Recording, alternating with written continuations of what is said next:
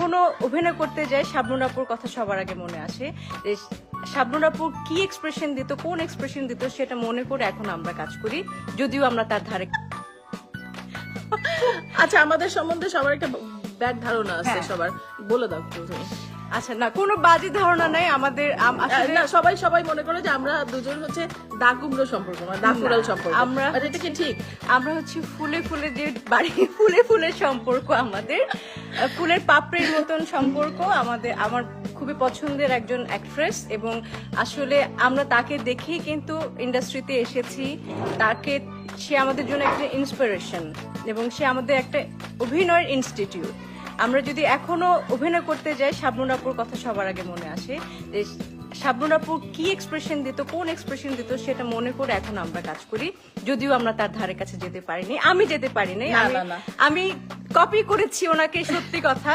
কিন্তু সেই কপি না, উনি আসলে অসাধারণ একজন মানুষ। মানে অ্যাজ এ হিউম্যান বিং ওনার তুলনা নেই। আপনারা দেখতেই পাচ্ছেন ওই গুণ যার আছে তারই তো প্রশংসা করা যায় নাকি? সবচেয়ে গুণী ব্যক্তি হচ্ছেন উনি। এবং আমি আজকে আপনাদেরকে একটা সত্যি ঘটনা বলি। আপু তখন মানে সুপার ডুপার হিট, আপুর যন্ত্রণায় আমরা কেউই ইন্ডাস্ট্রিতে পা রাখতে পারতেছি না এবং কোনো ছবি ধারের কাছে যেতে পারছি না। তো যখনই আমি শুটিং করতাম, আমাদের যে কোরিওগ্রাফার ছিলেন, ডিরেক্টররা ছিলেন, তখন বলতেন যে কি এক্সপ্রেশন দাও, শাবনূরের মতন করো, শাবনূরকে নকল করো, শাবনূরকে কপি করো। এই যে আমার মাথায় ও ঢুকছে শাবনূরের চেয়েও ভালো নকল করতে পারে না, যে হ্যাঁ শাবনূরের এক্সপ্রেশন দেখছো, ও চোখ কথা বলে, ও ঠোঁট কথা বলে, শাবনূরের পায়ের যোগ্যতা তোমার নাই। আমি বলছি, জি আমি কর্নারে গিয়ে কান্না করতাম। আর সত্যি তখন থেকে হ্যাঁ, এই যে আপনারা দেখতে পাচ্ছেন, এই যে আমরা দুজন দেখো মিলে ঝুলে আছি। হ্যাঁ, তোমাদের ভুল ধারণা, আমরা কিন্তু অনেক মানে দুজন একেবারে দাকুড়াল সম্পর্ক না, এই যে বলে দিল। বেশি বললে আবার বিশ্বাস করে ফেলবে। ও সরি, না বিশ্বাস করার কোনো কারণ নেই। না, আমাদের খুবই মধুর সম্পর্ক। আমরা যখন একসাথে থাকি তখন অনেক ফান হয়, অনেক মজা হয়।